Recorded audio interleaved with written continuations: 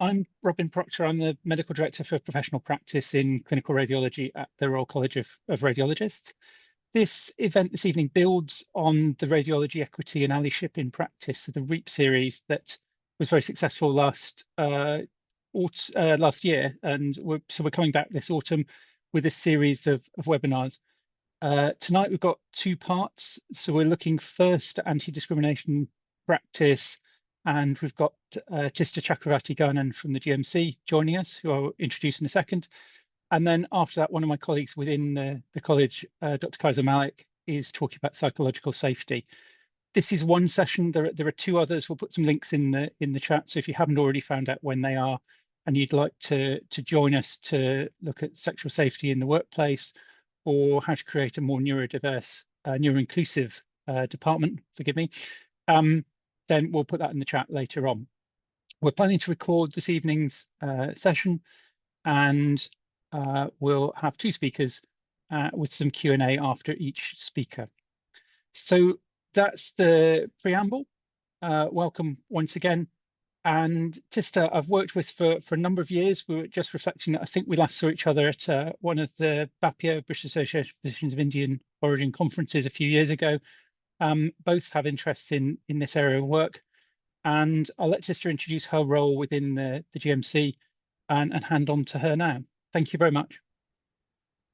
Very much, Robin. Yeah, and it's an absolute pleasure to be with you. So by way of very brief background, I've been in and around healthcare services for about 25 years now.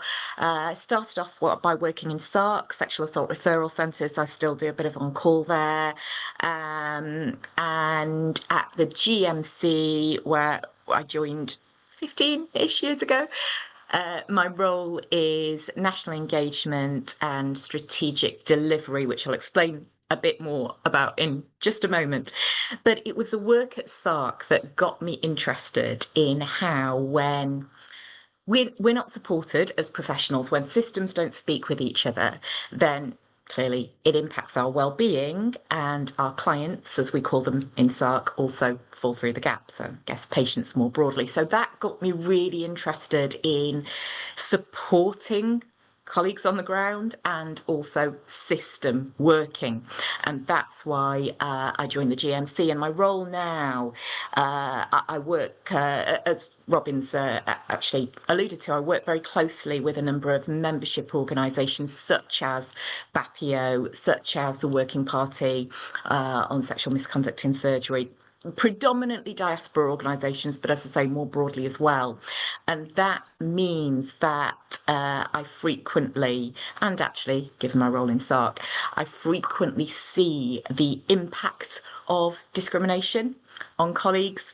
So it's an area that is very close to my heart, and I'm very privileged that the work that I do is developing practice around that. I get to speak about the issues very often.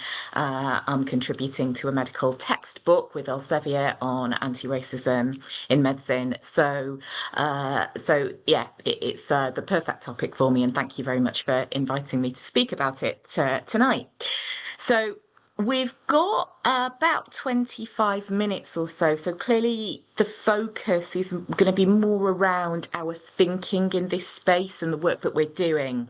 However, I am going to touch on a number of the interventions that we actually deliver in this space as well. And if that's of interest to anyone, whether we facilitate it through the college or separately, I'll be more than happy to link with you to deliver those interventions as well. Let me now share my slides, and all things being equal,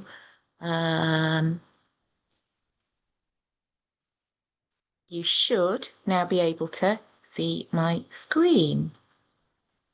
Right, let me go full screen so you can't see the 52 tabs that I've got open. We've got them, thanks. Wonderful. Right.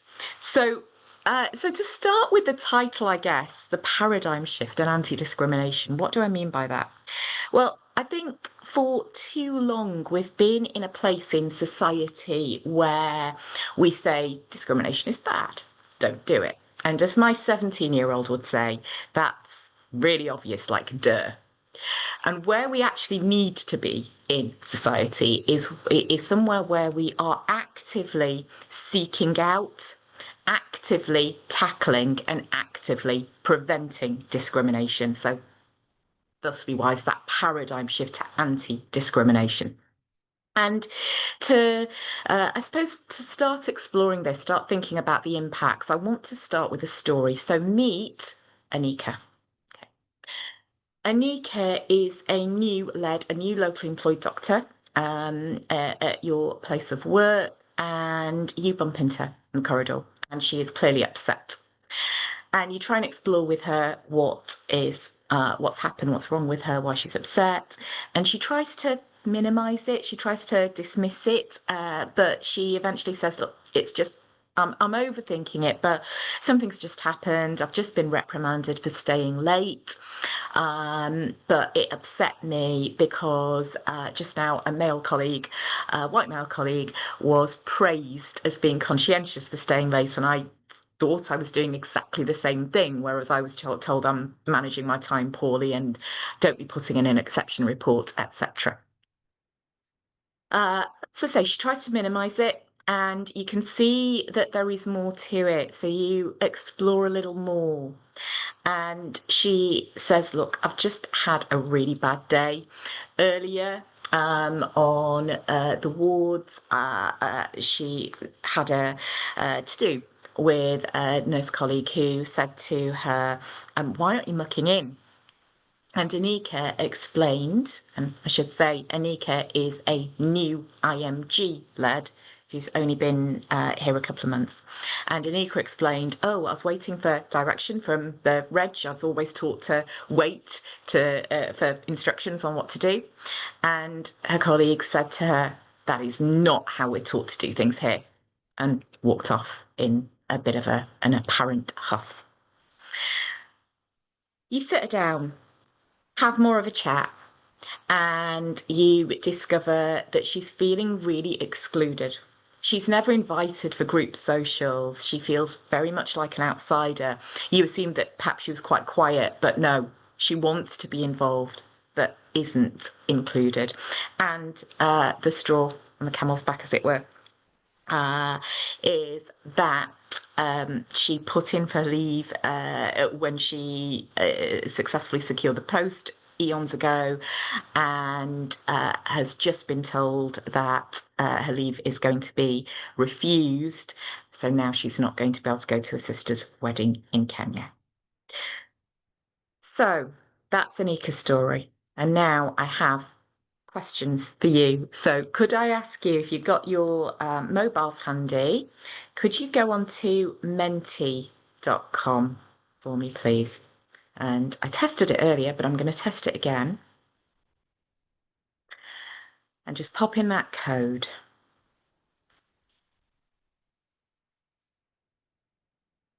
I can see a few people are on. I'll give it a few more moments. Okay. Got a few questions for you, and it'll be the same code throughout, and the code's also displayed on the top of the slide. So I will move now to the question. So thinking about Anika, just in one or two words, what risks can you foresee to Anika herself, but more broadly as well?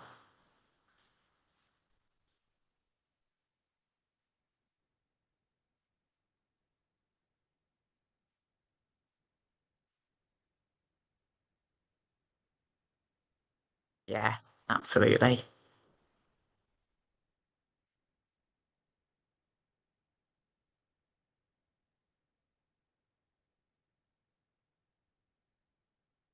Yeah.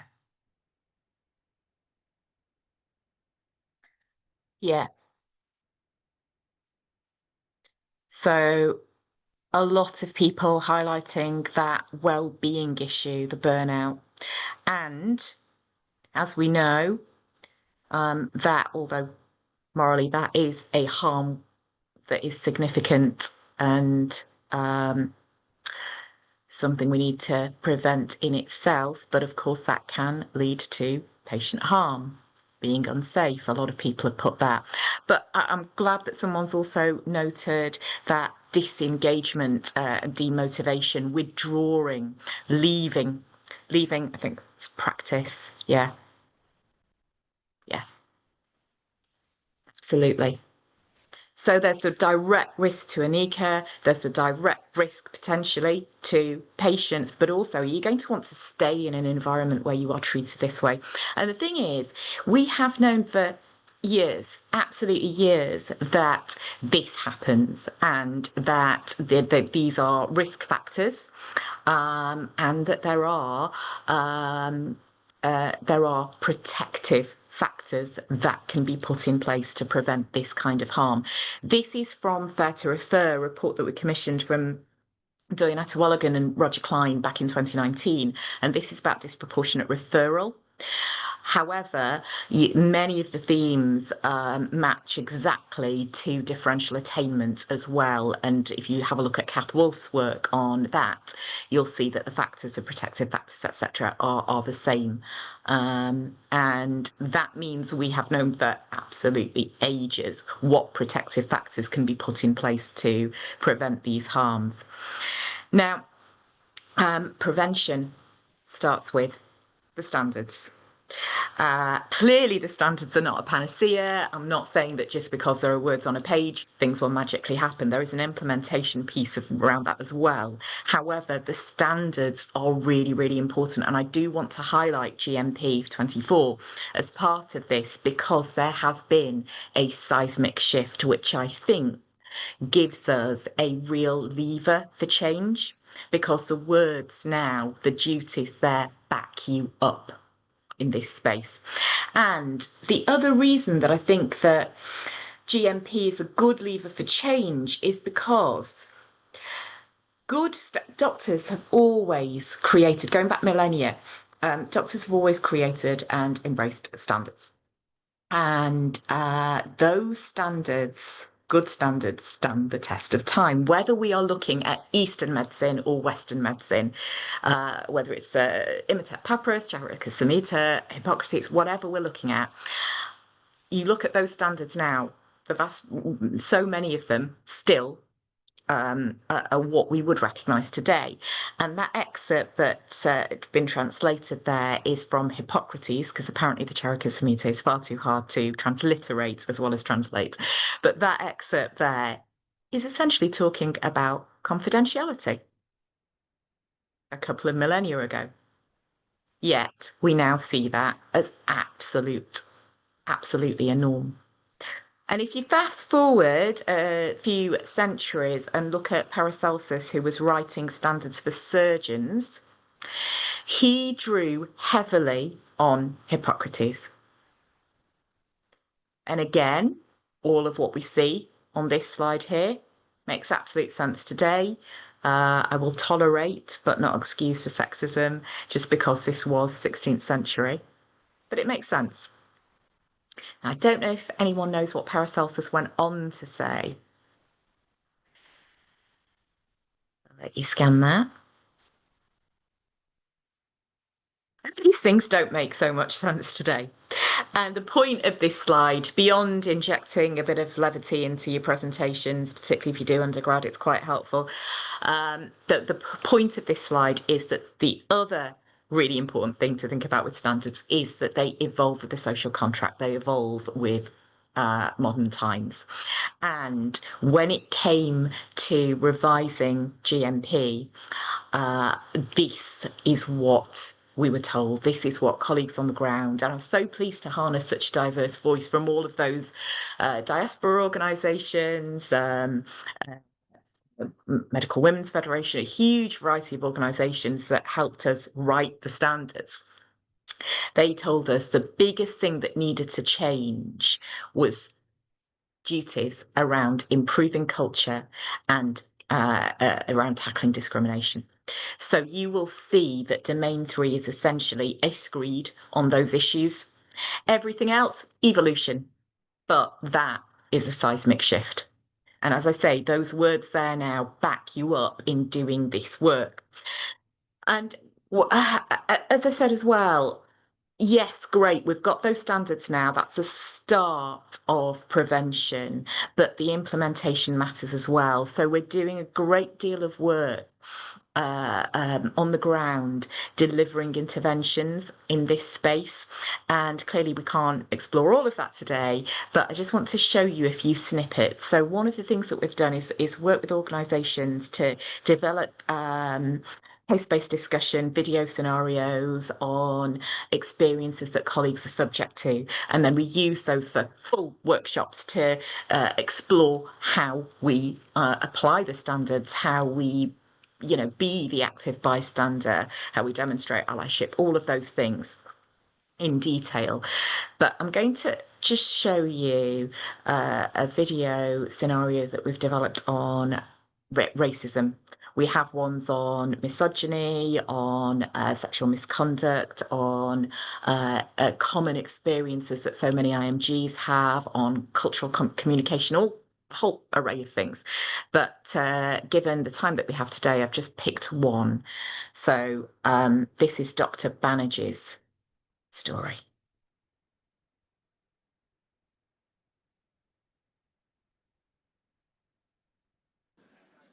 Davis is in bed 7.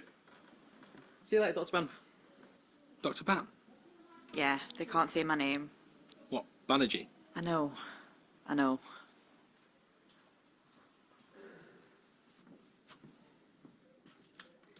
Hello, Mr. Davies. My name is Dr. Banerjee. I understand that you have some pain in your tummy, so I would like to examine you and try and see what's going on. Sorry, who did you say you were? Doctor what now? Dr. Banerjee, I'm one of the emergency doctors. Are you sure you're not one of the cleaners or a nurse? No, I can assure you I am a doctor. It says here on my lanyard. Well, you could have picked that up from anywhere. If you are really a doctor, where do you come from? Come from Newcastle. No, but where are you really from? Mr. Davies, I can assure you that I'm both a doctor and that I grew up in Newcastle. Now, I am really concerned about this pain in your stomach. We need to find out what's wrong with you. Well, I'm not sure. Is it possible for me to see another doctor? Well, we are extremely busy at the moment, and like I said, I'm really concerned about the pain you're in. But if you'd like to tell me the reasons why you'd like to see another doctor, then that would be really helpful, and I can see what I can do.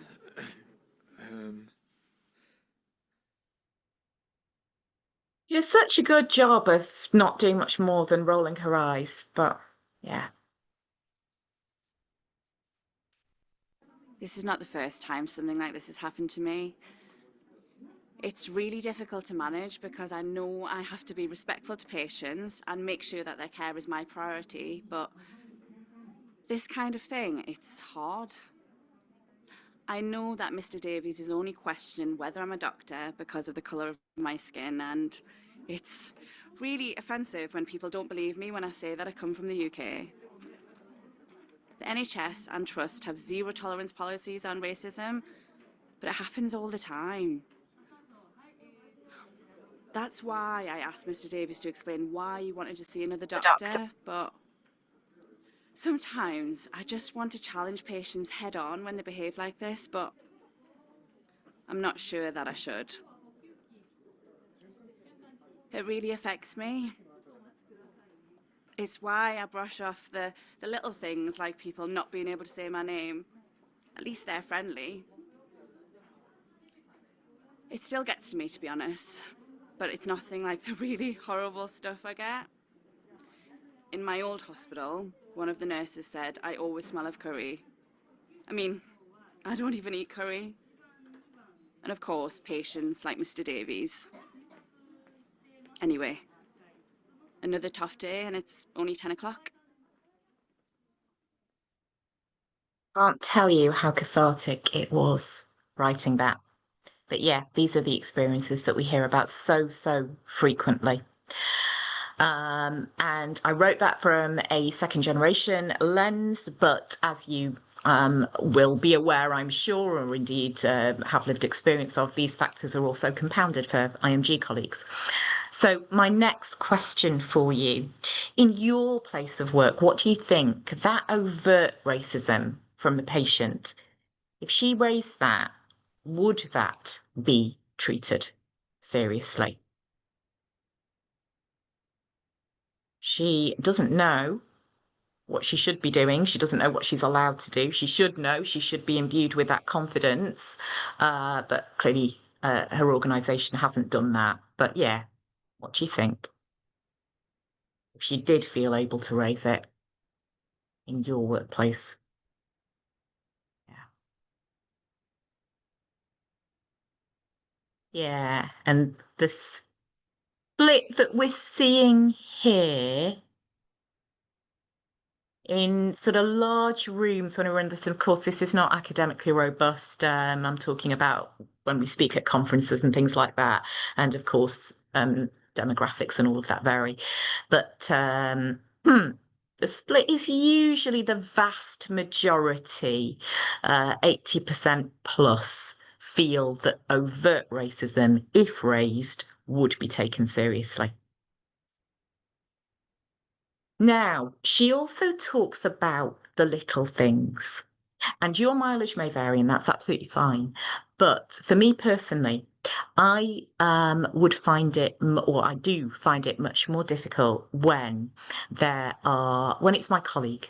If a colleague can't be bothered to say my name properly, and to be clear, the actual scenario, which of course we explore in much more detail in a full workshop, is was born from some of you may remember reports of a trust where all names were changed and anglicised by a group of colleagues.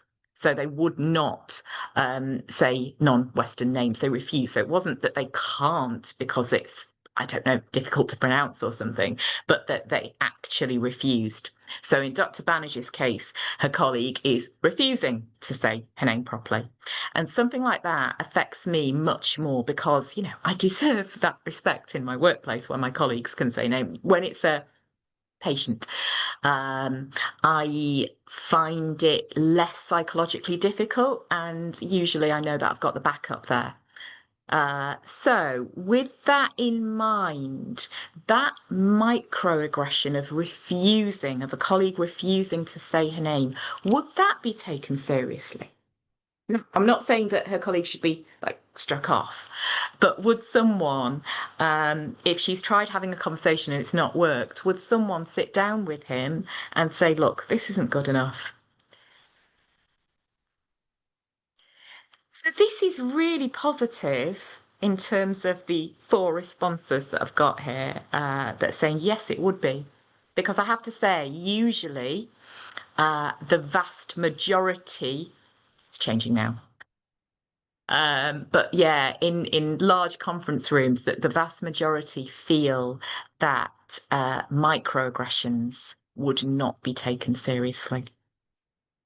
So it'd be really interesting hearing about the practice, the 6 of you who feel that it would, what kinds of things happen in your organisation to make sure that these things are tackled appropriately. Because going back to the standards now, our expectation is that these things do need to be dealt with. We say everyone should act, recognising the imbalance of power. That's why we use should for the everyone duty.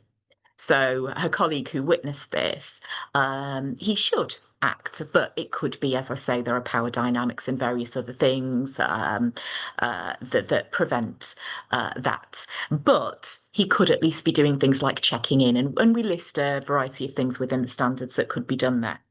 However, when it comes to leaders, they must act.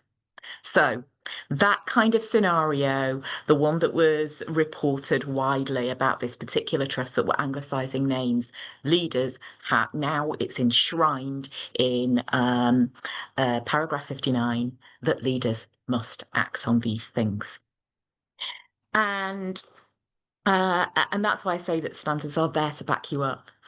And the reason that we're so focused as well on these so-called little things, as well as the absolute barn door obvious egregious, is because the so-called little things they have an impact, they add up. But also because they can often be early warning signs, not for everything, but for some things they absolutely can be. So a lot of my background work and research is on sexual assault more broadly.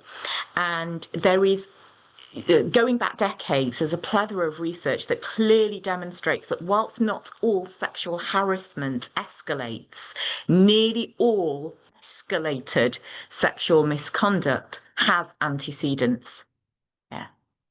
So if those early warning signs are tackled, and I prefer that language to low-level behaviours because, as I say, they're often early warning signs. If those are tackled, then it can prevent the more egregious harm. And some of you might be aware of things like the pyramid of discrimination and violence around this. We sow the seeds for certain cultures that allow the more egregious things to happen. And that brings me to how we start affecting cultural change. There are all kinds of interventions. So anti-discrimination practice includes things like countering microaggressions. So one way of doing that is by having good practice around micro-validations. There are other things as well, such as ensuring that we've got the right starting environment for colleagues. That induction piece for IMGs, for example, because I had the privilege of writing Welcoming and Valuing IMGs with Marla Rao, rolled out in 22, yet it's still not been mandated. And we have other interventions like coffee cup conversations based on the Vanderbilt model for tackling early warning signs. Then there are things like cross-cultural communication, drawing on the culture of humility models and Erin Meyer's work on cultural safety more broadly. So there is a load out there, and on top of the interventions, it's also just practicing certain things. So I'm sure many of you have had it where something winds you up, something annoys you, and then a day later, you think of the perfect riposte, the perfect thing that you could have said. And practicing makes a real difference. And now I'm quite privileged in my position where I am no longer, worried about pushback, and I've become quite confident in tackling things. And it can be little things like today or yesterday or whenever it was that I checked into this hotel, the receptionist couldn't say my name. She could though, and I think I said something to her like, you can. My 3-year-old, when he was 3, my son, when he was 3, he could say our name. So it's dead easy. Let's have a go. Chak, can you say Rav? Can you say Artie? You can say it. When someone said to me, oh, you're autistic, I think everyone's a little bit autistic, I am now able to say things. The conversation I had with him was, I'm really curious about that. If someone told you that they were diabetic, would you say that everyone's a little bit diabetic? So there are ways of exploring these things, and practicing makes a difference. There are also myriad guidelines, toolkits, policies. However, they're not well implemented. And that's because of things like present bias. So organisations, because of issues like funding, focus on the immediate gains rather than the longitudinal. There's not necessarily accountability. So, CQC's well-led framework doesn't say, have you implemented welcoming and valuing IMGs? And one of my biggest bugbears is that at the GMC, our regulatory remit is kind of weird. We've got the remit to set the standards, and then we've got the remit around fitness to practice and a bit around training as well. But then in between, we haven't actually got the mandate, the regulatory remit to roll things out, to implement them in that way. So we need to collaborate with organisations and influence change. But to zoom in on that a little bit, so this is quite complex. I'll just very briefly talk you through, pull out some elements. At this end of the scale, because I'm not abrogating our responsibility here at the GMC, there can and are things that we must do to improve our own practice. But at this end of the scale, when it comes to, fitness to practice issues, by that juncture, it's too late. colleagues, potentially patients, have already been harmed. So the more that we can do in the first 3 circles, particularly the golden circle, the better. And that's where those preventative interventions and tackling early warning sign interventions fit. So that's where we expend a lot of our energy. And as I say, really happy to facilitate delivering any of that with you. And I guess finally, as I wrap up before Q&A, another element of this, of anti-discrimination practice, is being aware of the data and using that to influence rolling things out in your organisation. So looking at these data, this shows us a moral imperative.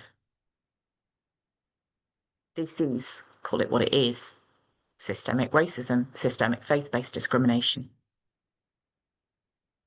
And, you know, if that isn't enough,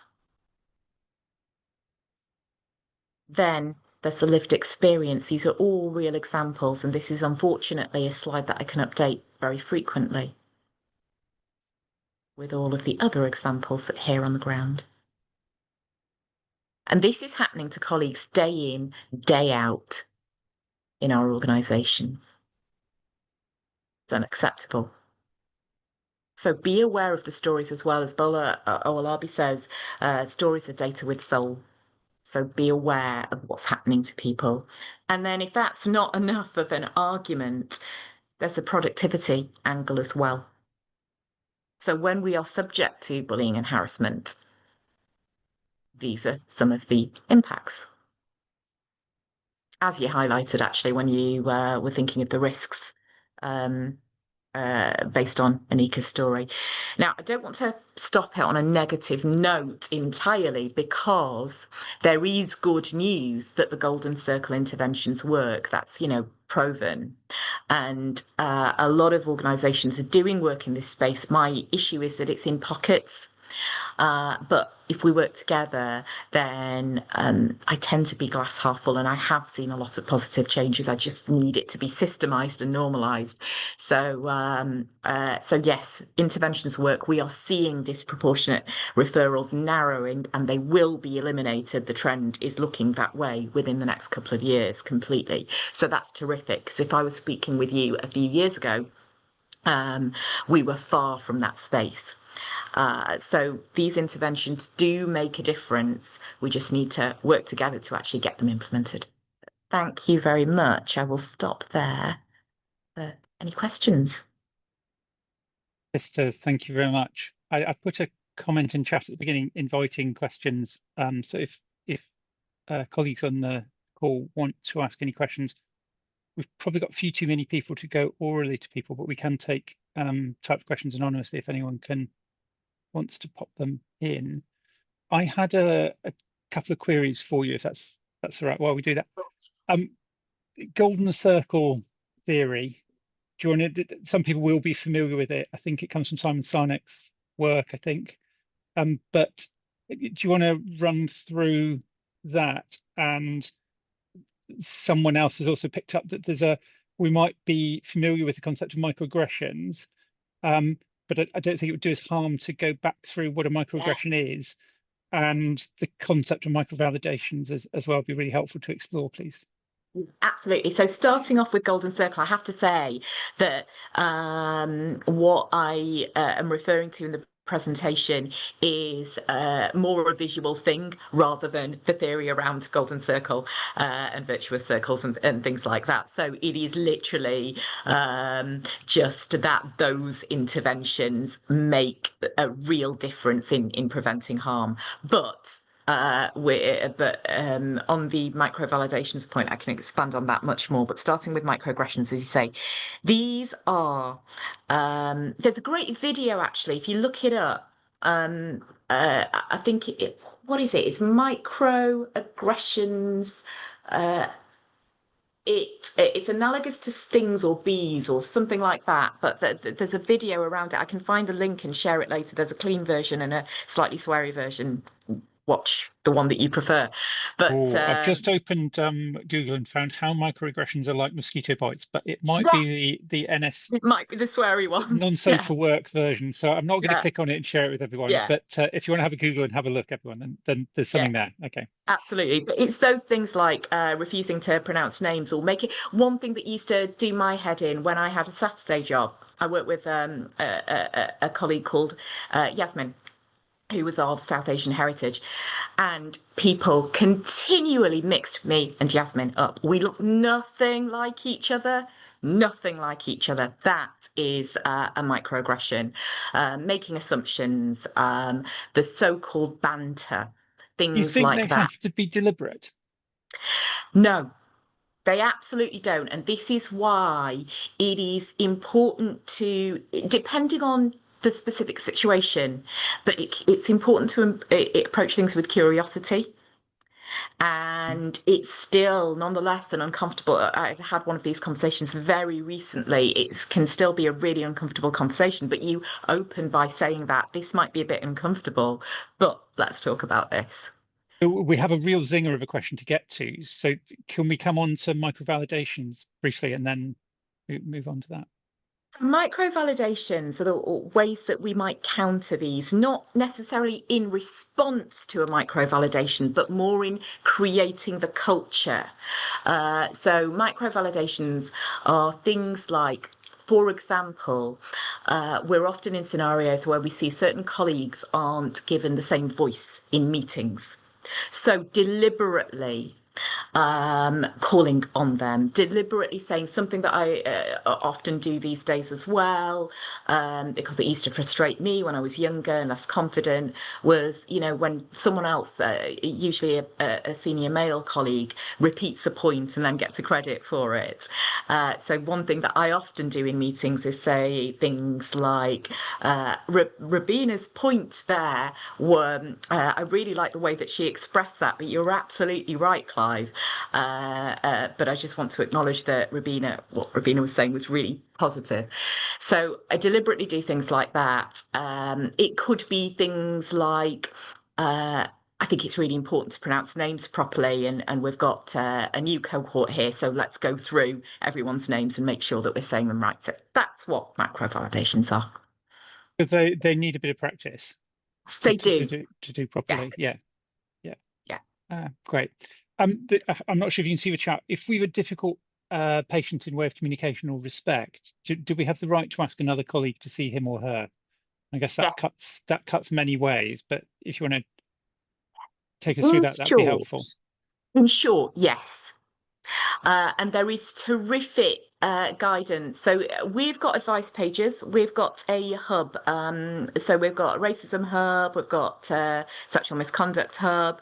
And on that, we link to additional guidance as well. So, for example, on the racism hub, there's a section on experiencing racism from a patient.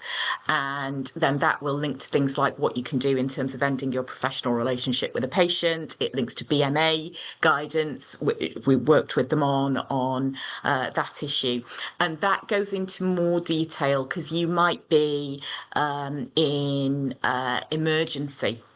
And in an emergency situation, there are differences. You might be in peds, and it could be the parents or guardians that are treating you that way. So there are nuances, absolutely. But the bottom line is you do have that right. And importantly, if you are being treated poorly, if you're being subject to discrimination from a patient, then your organisation is expected to back you up and support you.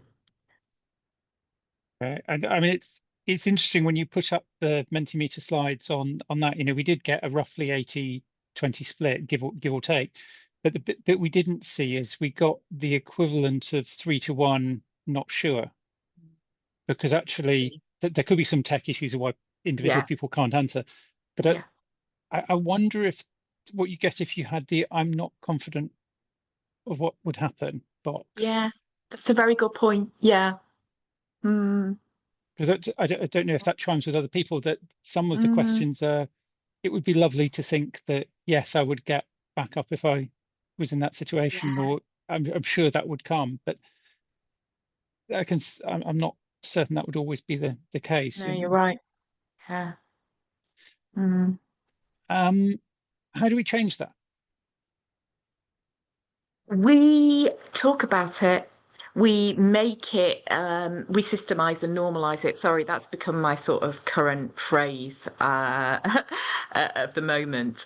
But we use things like grand rounds, induction, team meetings to talk about these issues. And another really important aspect of this is when issues are raised, we need to give some visibility to what happens. Now, often it can be really tricky because of confidentiality and things like that. So you might not be able to give full details, but I think that feedback, and we hear this a lot from, for example, residents, don't we, who say that I've spoken up about this issue, but I don't know what's happened. You may not be able to give the specifics of what's happened, but you should be having conversations to say, we've been hearing issues about these things, or over the last 6 months, these are some of the things that we've done. These are some of the things that have happened because of issues that have been raised. So there needs to be that visibility to imbue people with confidence that change happens. Just to thank you very much. I've been keeping my eye on the chat. We haven't picked up any more questions in the last couple of minutes. Thank you so much for joining us. I'm sure I can volunteer that if anyone has a burning question to ask you in your GMC role, that you'd be happy to take the query. Absolutely. And thank you very much indeed. We have do you want to pick that up? Absolutely, yeah. Schwartz rounds can be terrific in this regard. Yeah, absolutely support that. I'm not sure we have time to go into more detail about Schwartz rounds now. It might be something we can pick up towards the end of the session if we have some time. But thank you again, Sister. And I'm going to bring us on to the second part of this evening's webinar, if that's all right. So my colleague from the college, Dr. Kaiser Malik, is going to present for the second half. Sister, are you all right? Oh, you've stopped sharing screen. That's right. Thank you. And he's going to talk to us about psychological safety. So, Kaiser, I'll let you introduce yourself and pick up from here. Thanks. Excellent. I think Donna's going to have to share the slides if she's in the background, or somebody from the college. I might be able, I think Donna's in the background, and we'll do that. Do you want to kick off with an intro of your role, and yeah, we'll get that perfect. sorted? Thank you. Thank you, Robin. And great. I mean, fantastic talk. It was brilliant. I learned a lot already. So obviously these are common problems that we face all the time, and it's really heartening to sort of end on a positive, in the sense that there is some light at the end of the tunnel. So my name is Kaiser Malik. I'm a consultant radiologist. I work in Essex in my day job. I'm the clinical director of radiology at Basildon Hospital, which is part of Mid and South Essex NHS Trust. So I'm the CD for the whole trust. And I'm also the imaging lead for East of England, which incorporates sort of East Anglia and all of Essex, and some of North Herts and Bedfordshire as well. And at the college, I'm something called the medical director of membership and business. So I look after the membership. I look after a few interesting remits like sustainability, I refer, and interestingly, EDI. And EDI obviously has come under the spotlight a lot recently. So my role's become even more important, which is really, really quite cool. But obviously, it's something that we need to be doing more work on, and the REAP program fits into the sort of the EDI offering from the college. So this is my second year presenting here today. So thank you very much for the invite and for asking me to speak today. So if I can get the slides going, and then I'll sort of introduce the topic and what we're going to talk about. Hopefully you've got them up. I've just shared my screen. So let me have a look. There they are. Perfect. Excellent. They're up. I hope everyone can see them. So my talk is going to be about leadership and psychological safety. So essentially, I'm very much all about medical leadership. I think medical leadership is absolutely key to everything that we do. And everything that we do as doctors and as consultants and as sort of trainees as we come towards the end of our training. We need to have really good medical leadership to be able to really deliver the healthcare that we are trying to put across to our patients with the limited and challenging resources that we are faced with. And there's huge number of challenges in our healthcare infrastructure, not just in this country, but in the world as a whole. And I think that as medical leaders and medical leadership's not necessarily where it should be. And I think there's a lot of catching up that we need to do. So part of that leadership, there's loads of facets to it. And one of the things that I'm really keen to get across to people is this concept of psychological safety and how it can really make a difference in your team structure and in terms of how you deliver your healthcare and actually can actually impact outcomes as well. So let's start with the definition. What is psychological safety? It was a term sort of mainly put into definition by this lady, Professor Amy Edmondson, and she basically came up with this definition. And we'll go through the story slightly through the presentation of how she came up with this. And she's a real champion for psychological safety now. So basically, she said, after a period of learning and period of work and the PhD and a hypothesis that initially failed and then had to be reworked, that psychological safety is a shared belief held by team members that it is okay, and okay in capitals, to take risks, to express their ideas and concerns, and to speak up with questions and to admit mistakes. And all of that, and this is the important bit, without fear for negative consequences. And now this may sound all very nice and lovely in a conceptual way, but to actually put this into practice is a lot more challenging. And hopefully I'll talk about that through the presentation and how this concept came about. She authored a book called The Fearless Organization. It's a really interesting read. It's one of those reads that actually is quite nice to actually read through. It makes a lot of sense. And I really highly recommend it. She's also got a YouTube video, a TED Talk, and in fact has a website, and I'll come on to that later on in the talk about how you can use some of the concepts that she came up with and actually put them into practice within your organization, within your team. It doesn't necessarily have to be at organizational level. It can be at a very small team level as well. Next slide, please. So what did Edmondson do? Well, in her PhD, she looked at healthcare organizations, and she basically came up with a hypothesis. Her initial hypothesis was essentially looking at teamwork and errors. And she wanted to understand how teams worked efficiently and effectively. And her hypothesis was that teams that are more efficient and effective and organizations that are more efficient and effective are basically made up of teams that make least or low number of errors, which makes sense because obviously if you're efficient, you're effective, you're getting to the you're delivering your deliverables, you're making less mistakes, you're having less time sort of wasted on errors, and you're being more efficient and effective.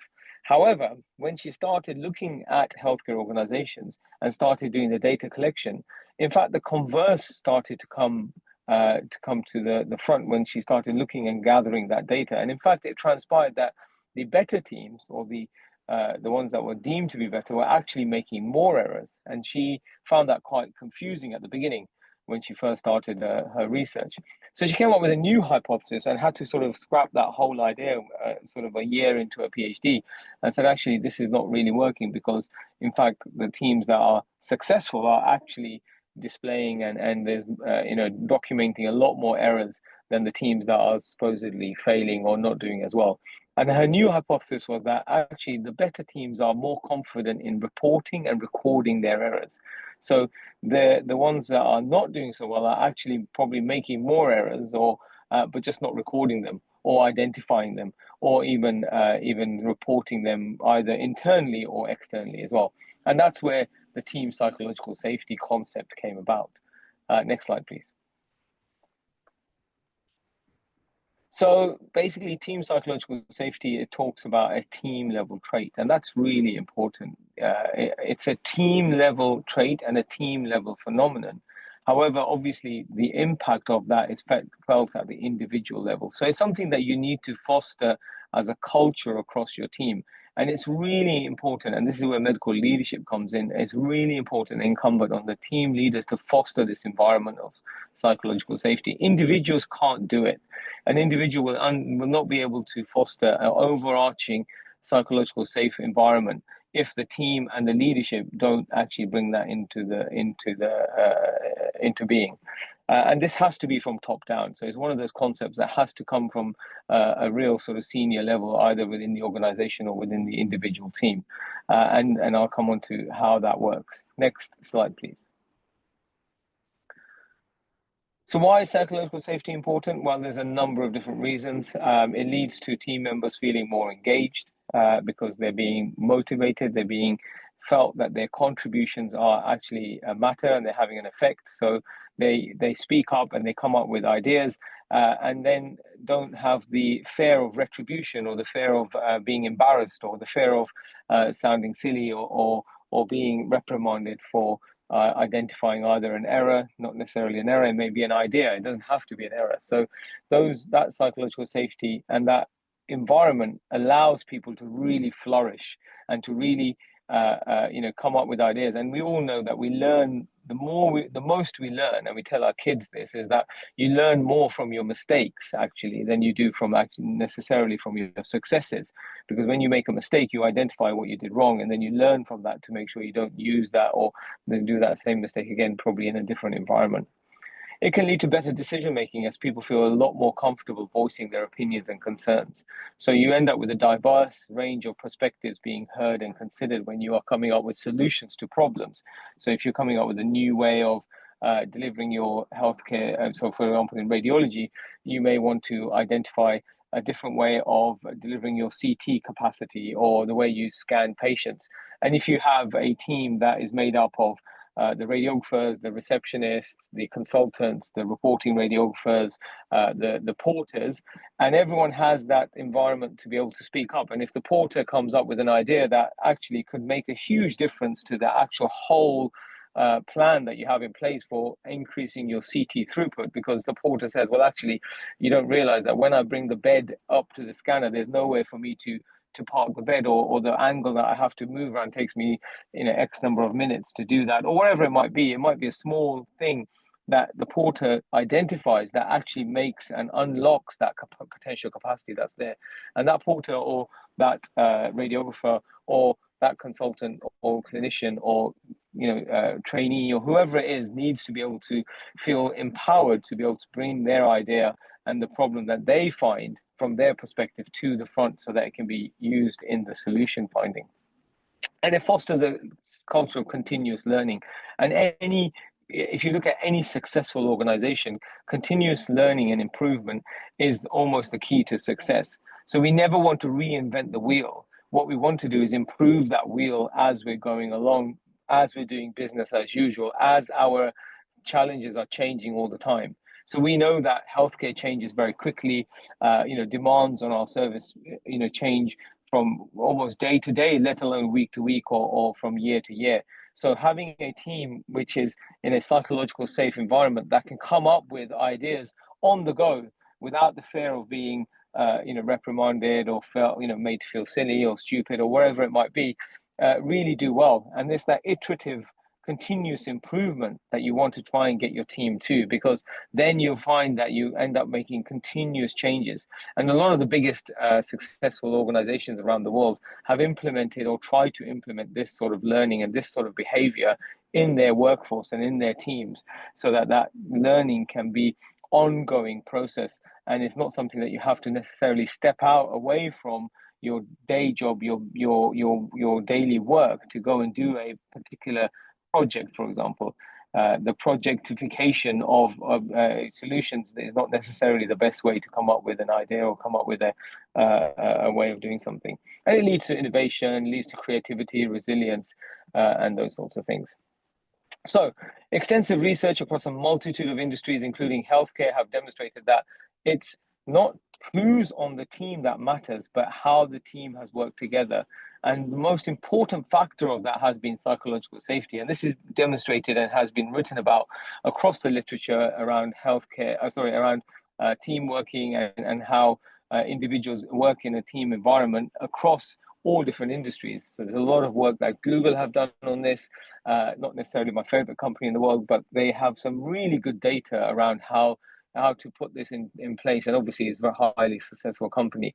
And Virginia Mason, which is one of the most highly rated hospital or healthcare infrastructures around the world, from Seattle, have done a lot of work in putting in place psychological safety in all of their teams. So whether that's in theaters or whether that's in radiology or on the wards, so that everyone is empowered, be that a scrub nurse or be that a consultant surgeon has the ability to be able to speak up if they see something sort of going wrong, or something's not really happening the way it should be, or coming up with ideas. And the lack of psychological safety gives the converse of all of that. So you have a negative impact of employee well-being, including stress, burnout, turnover, overall decreases, and the performance of the organization isn't necessarily where it should be. And we've all seen that so much, haven't we? I mean, particularly right now, the NHS is going through a really challenging time where there isn't the resource. A lot of trusts are in financial turnaround, my trust included, and you can see that some of these traits coming through, where there is a top-down approach of a sort of almost a dictatorial standard setting or target setting, without really understanding what that impact that has, and people feeling scared necessarily to speak up and say, well, look, this is not the way we should be doing things, and that environment, I can see that happening in real time. Next slide, please. Let's go back to a little bit in history. It's not a new concept. It's been around since the 1960s, and I think initially it was termed learning anxiety. And especially learning, sort of being in the inability to learn when something doesn't go quite as had been planned or expected. Academics discovered some important nuances around psychological safety, and they found that it matters a lot more in those environments where employees need to use their discretion in decision making. So they have that ability to make decisions on the fly, decisions that have an impact in their work and in their outcomes. And that's where obviously the psychological safety aspect is a lot more important. And performance is stronger in situations or results where the results or work aren't necessarily expected or prescribed, for example, in creative or novel or in a truly collaborative environment. And that's where you can really see how psychological safety comes to the fore and really shows the benefit of having a really psychological safe place for people to work in. Latest research is looking at hybrid working, which I'm sure most of us are engaged in. So home working and remote working, the Teams calls, the Zoom call we're having right now, for example, this exact format that we're undergoing right now, where everyone has their camera off, people are using a chat function to be able to put across their points and questions. There isn't the eye contact, so I can't see any body language from anyone in the room. I don't know if someone has a burning desire to speak or has a point they want to make. So there's a lot of work that we're going to have to do to ensure that we provide the same psychological safe environment online that we have been trying to put in place in the workplace, in a physical sort of face-to-face environment. And these are very different mediums, and there's obviously lots of things and lots of work that's come through this, obviously, since COVID, where we've really leaned into this hybrid working and this home reporting and working from home. And obviously for us as radiologists, there's that additional sort of layer to that, where we can do a lot of our clinical work from home as well. So not just the Teams meetings in terms of managerial or operational meetings, but we can actually deliver our clinical work from home as well, in terms of reporting scans, or whether it's not just reporting scans, but MDTs and clinical radiological meetings as well. And there's lots more layers. And as we know, as technology advances, this is only a process that's only going to expand. So we already have situations where radiographers are controlling more than one scanner sitting in a central control room. So that has to have some sort of team dynamic associated with that, and we have to understand the psychological safety impact of that, and how we could actually catastrophically get it all wrong. And the other thing to say is that a more diverse team that you have, with lots of different people from lots of different backgrounds and lots of different viewpoints, as you can probably intuitively come up with, always have slightly better outcomes and have a better performance, because you get lots more ideas. And we know that having lots of ideas and then distilling those ideas down to a one solution or a number of solutions, after having those sort of inflow of a bigger proportion, you're going to end up with a much better answer. Next slide, please. So how do you assess your team's psychological safety? I come back to Edmondson's website. She has a really nice survey that you can do. It's online, it's free. You don't need to pay anything. You can just log in. I think you have to have a login so she can send you some emails, but you can log in and then you can answer a number of questions. Obviously, I've listed the questions here. These are the 7 questions that she'll ask you. And obviously, the more honestly you answer these questions, the more of an appropriate outcome you get. And she gives out a really nice outcome, actually. I did this for our team, and you get a good sort of graphs and charts back in terms of where her research tells in terms of where your team psychological safety sort of is, and what are some of the areas that you need to work on, and it's a really good thing to do. I've done this twice now, actually, and because I think it's quite a nice thing to do, and then put in place some of the things that I'm going to come on to, and then do it again maybe 6 months or a year later and see if there's been any change. Obviously, you have to be honest with your answers, but it's quite a nice little tool that I find quite useful. So go to her website and do that. It takes about 10 minutes, I think, to do, and you get a really good outcome and output, from it, which is quite useful. Next slide, please. So how do you create that psychological safe environment? Well, it's really difficult to do if you really want to have candor and vulnerability being welcomed and encouraged and sort of fostered. In our environments, we know that if things go wrong, patients come to harm, there really can be catastrophic outcomes, in healthcare. So it's very difficult to find that space to be able to make it a safe place for people to be able to make mistakes and learn from those mistakes. But it's really important, and it's to try and work towards this.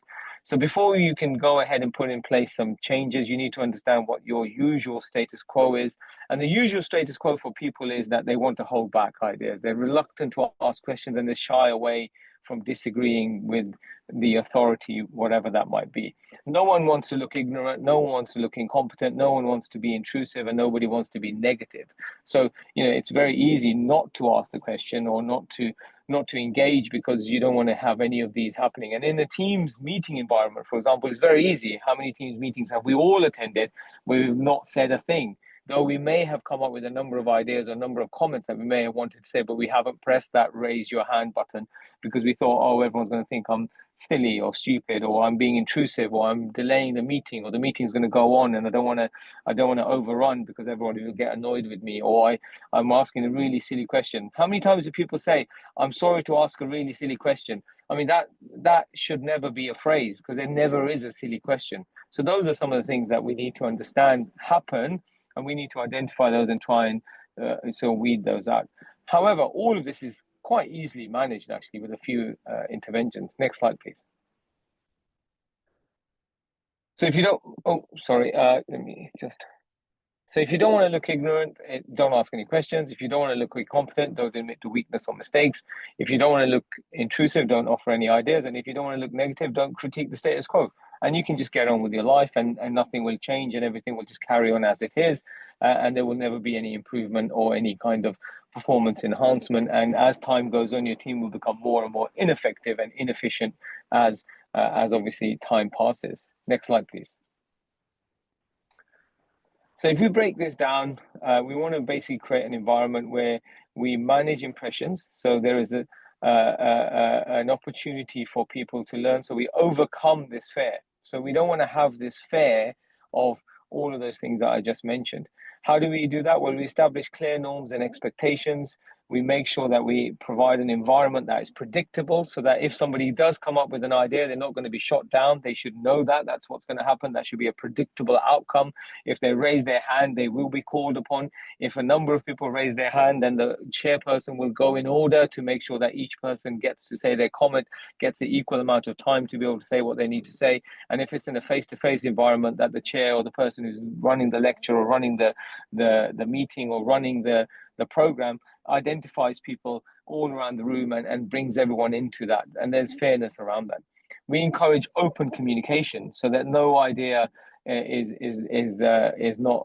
relegated or not listened to, and we actively listen to employees. We make sure team members feel supported. So if there is an interaction that somebody has which is not gone to the way that you would expect, that they feel supported to be able to raise that with whoever it might be and say, well, look, I wanted to say this, but I couldn't, or I did say this, and therefore, but however, I wasn't expecting that outcome, or nobody listened to me, or I came up with the idea and someone else took the credit for it, etc.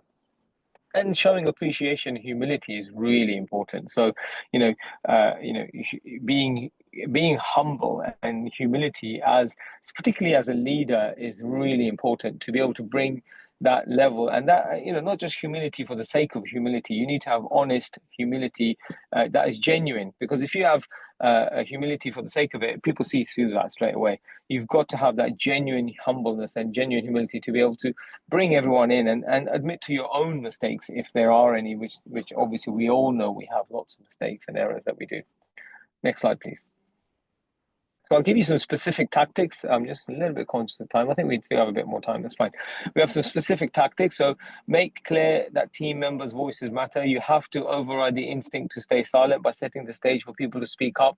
So get people to speak up. If someone hasn't said anything, something throughout a whole meeting or through a project, or you feel that someone has a natural tendency to hold back and be shy, bring that person in.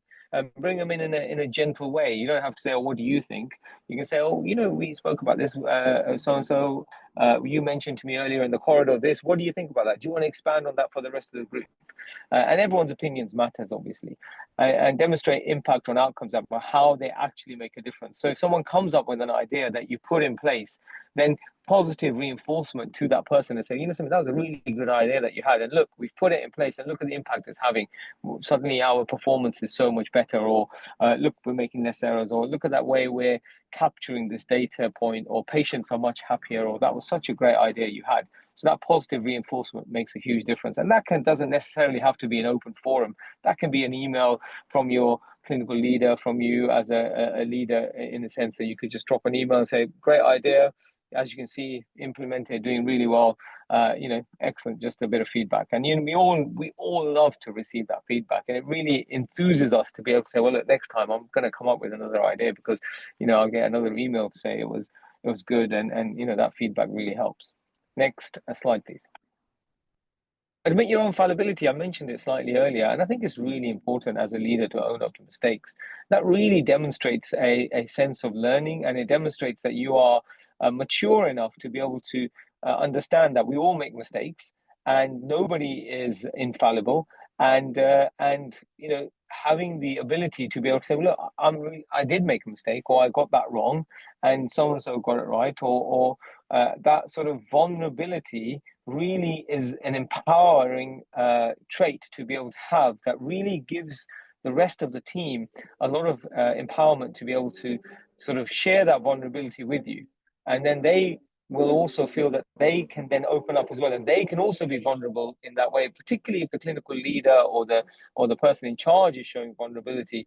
Then who's everyone else? Then everyone else almost gets a passport or a pass to say, "Well, look, I can be vulnerable as well." And we do that with our children, don't we, all the time when we're trying to teach them something, or we're trying to encourage children to open up to us. We sometimes use our own areas of growth that we've been through or need to go through and say, "Look, I did that as well, and when I was your age I did that," or "I've just done that same thing earlier, and what do you think?" And then that your child feels, "Okay, I'm now in a safe space with this person because they've opened themselves up and demonstrated vulnerability. I can now do the same thing as well." Next slide, please. And actively invite input. I've touched on this. So get people to speak up, especially those who don't. So ask open-ended questions of the team and bring people in. It can be quite difficult sometimes on Teams meetings. So I always look around the Teams meeting. I'm always scrolling when I'm chairing a Teams meeting. Even if I'm not chairing, it's quite good to be an active part of a Teams meeting, even if you're not chairing. So often I will, see who hasn't spoken up, for example, during a whole meeting, and try and bring them in, not necessarily as a chair, as a comment. You might say, "I had this idea, and what do you think? So and so, you mentioned something to me earlier, or that was a great idea that you had, or as so and so said, I agree with that." So reinforcing that sort of idea that somebody came up with, and that's really good. You don't have to be the chair of the team to be able to do that. It can be any member of the team that does that, and the whole team should be always looking to do that. And that's that psychologically safe team that we're trying to put together. Next slide, please. Obviously, this is really important, moving from a blame culture to a curiosity culture and a learning mindset. So being appreciative of inputs, no matter how wacky they are, so you don't sort of ridicule anyone, don't shut down voices and ideas. And obviously, we know that the most safe industries are the ones that don't blame for the mistakes. We know the airline industry or the aviation industry went through this in a huge way, and is now one of the safest industries around in terms of how they operate, because they went from a blame culture to a completely open culture. So, you know, every mistake was recorded, and every mistake was used as a learning opportunity. And then from there, so many things have come out that we use everywhere. The checklist, for example, the WHO checklist that we clearly use in our procedures almost every day, came directly from that aviation industry, and how they used this thing, moving from a blame culture to a curiosity culture and a learning mindset and learning from mistakes, and how they put that in place. And obviously we've seen the benefits of that, and we've used those across industries. Next slide, please. So there's some important myths to sort of dispel around psychological safety. It's not about being nice. So I'm not advocating that we should be in this kind of space where everyone is nice to each other all the time. You know, nice places, nice workplaces actually lack candor, because there isn't the openness, because everyone is too polite. Nobody wants to upset anyone. Everyone wants to be nice to everyone. Sometimes you do have to have difficult conversations, but you want to have them in a space that everyone feels safe to have those. So we're not advocating that everyone just needs to have this nice existence. Niceness doesn't work. It doesn't mean comfort. So opening up to admitting or mistake is not easy. It's not a comfortable place. You're never going to find it easy to put your hand up in a room, even if you've known the team for years and years, and say, actually, you know, in a realm meeting, for example, you might say that you know, that miss on that liver scan, actually that was mine. I did that, and I'm not really sure why, and I don't know what happened. Or, you know, that's not an easy thing to do with everyone listening, and taking that, you know, risk can really bring you out of your comfort zone when you do that.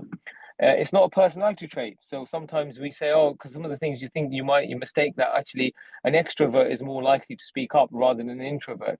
It's the work climate that will elicit a similar response from all individuals, irrespective of if someone's an introvert or an extrovert, or someone who's talkative or someone who's naturally not talkative, or someone who's humorous or someone who's more reserved. Everyone's response should be the same, because the environment should foster that everyone should be able to have the impact that they can clearly have in those situations.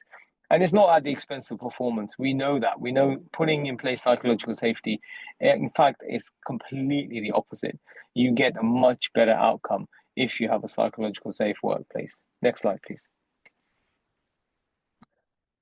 This is quite a nice sort of diagrammatic, schematic appearance of where you want to be. So if you look on the left side, you've got psychological safety, whether it's low or high, and on the top, you've got accountability for meeting or demanding goals. So if you've got an apathy zone in the bottom left, where you've got low psychological safety and you've got low accountability for meeting demands, so no one's enthused and no one's innovating, and employees are basically apathetic. They spend their time jockeying for position, and nothing really happens. These are typically top-heavy bureaucracies where people fulfill their functions but preferred modus operandi, and there isn't really any desire to change. If we look at the top left box, where you've got a high level of psychological safety but a low accountability for meeting those goals. So this is called the comfort zone, where employees really enjoy working with each other but don't feel particularly challenged. They're not really working particularly hard, and some family businesses, small consultancies may fall into this space where everyone really enjoys it, but there isn't that drive to change or to improve.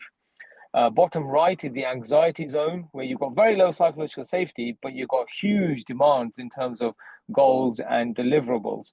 So such, breeding grounds for anxiety, where people fear to offer anything in case they get it wrong, and ask colleagues for help, even though they know, work requires all of these things. Some investment banks and high-powered consultancies may fall into this space.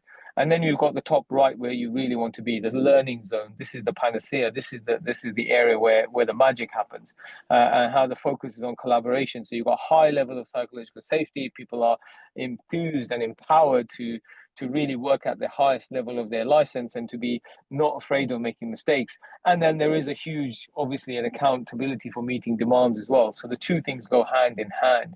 And that's where you get this, and this is where we want our hospitals to be, and this is where we want our departments, particularly in radiology, to be, and hopefully we're all moving towards that zone. Next slide, please. So I'll just end with a little bit of bringing it back to radiology, and maybe bringing it back to some of the things that we may be familiar with, because sometimes when you hear a talk like this, you think, well, actually, where does this fit into my daily life? You know, I come in, I report scans, I go home, I've got a clinical lead who makes a rota. How does this impact my radiology department down in Basildon in Essex?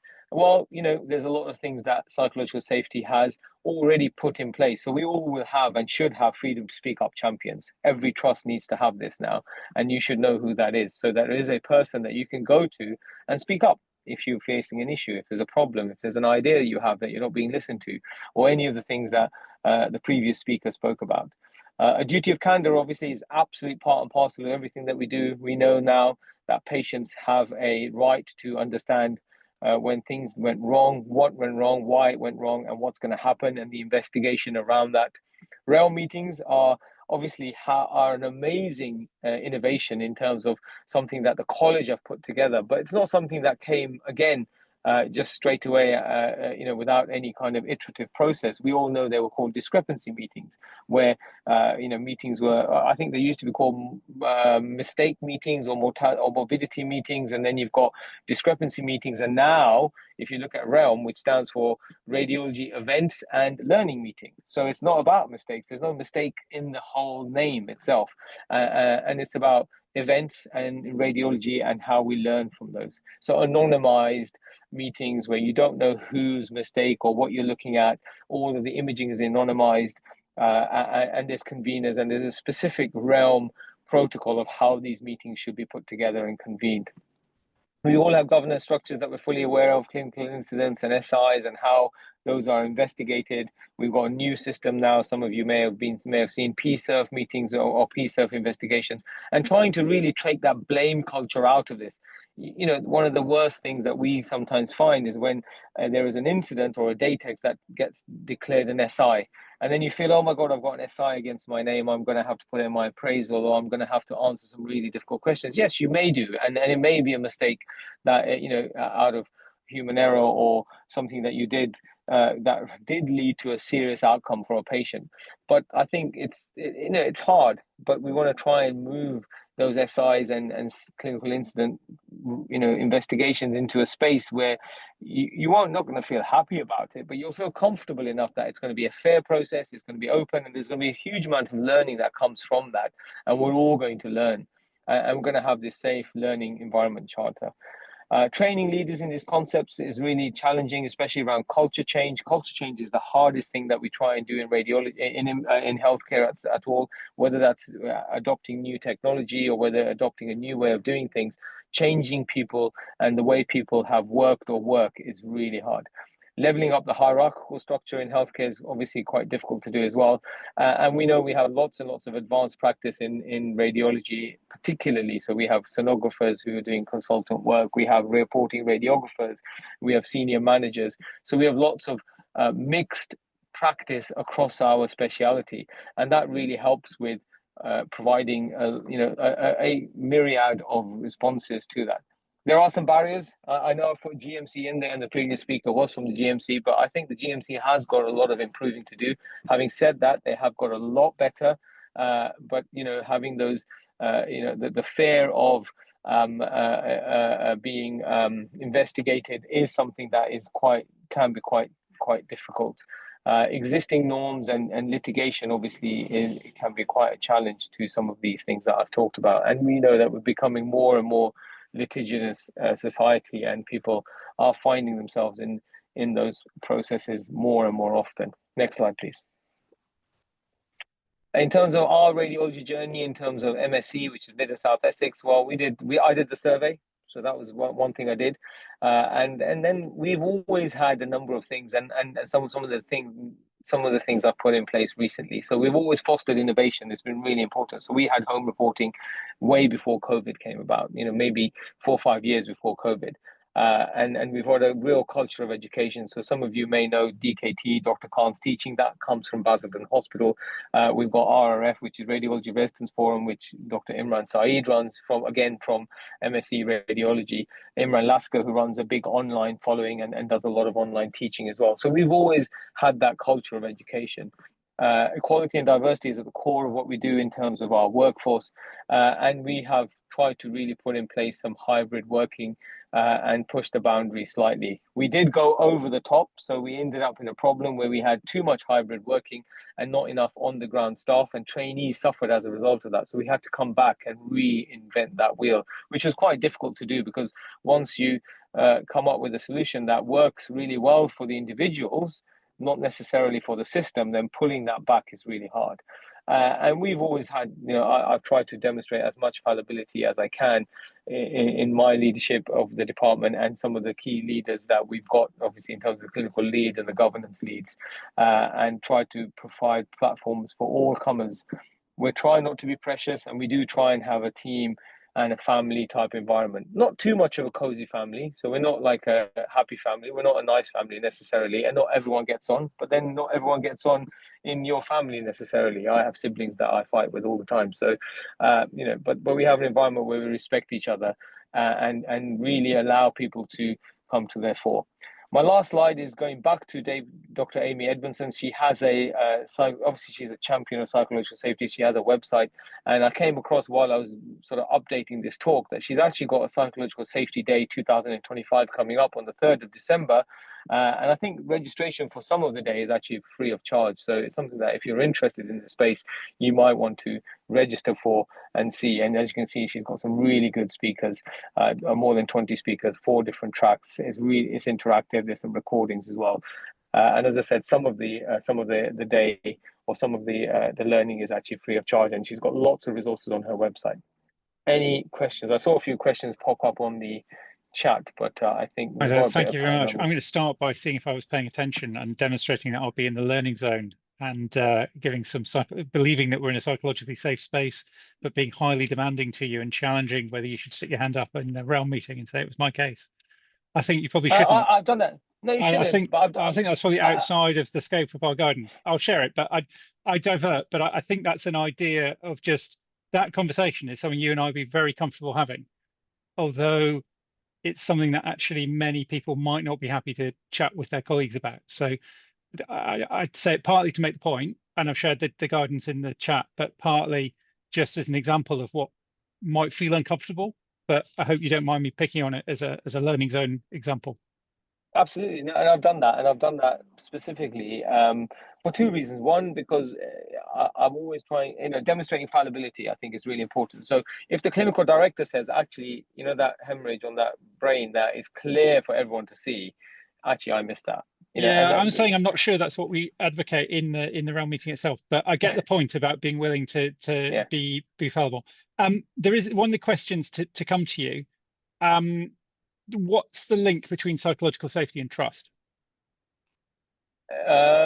Very close. I mean, it's important to have that trusting environment. So I think they're intrinsically linked. So whether it's trust with your colleagues or trust with your patients, we know that as part of the GMP performance, whenever we fill in our appraisal, there's a whole section on trust and being able to have that trusting environment. So trusting in your colleagues and your patients trusting in you in terms of predictability of the outcome of what you're going to get in terms of the response. Having that trust and being able to really hang your hat on that is really important. If you're finding that you're getting different responses and different outcomes from inputs that you're putting in, you lose that trust, and then you shy away from doing that because you don't know what the reaction is going to be. So I think they're absolutely intrinsically linked. You've got to foster trust.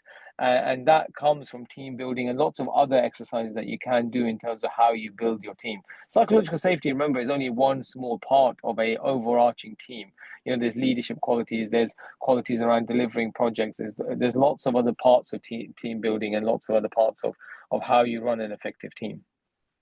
Thank you very much, Kaiser. Thanks for the talk. I should have chipped in by saying thank you before I weighed in with something I disagreed with. No, Robin, not at all. If there's any other questions, then please put them in chat and we can pick them up. Yasser shared the feedback survey, so it'd be really good to see what you hear what you thought of today's webinar, and hopefully you can see the links for the other two webinars. I'll put something in there about Schwartz round as well, so that you can have a look with what was coming up at the end of Schwartz round, because there's loads of good stuff on that. Serious incident is or serious untoward incident, if we're talking about a SUI, has all manner of acronyms around types of incident, what that stands for.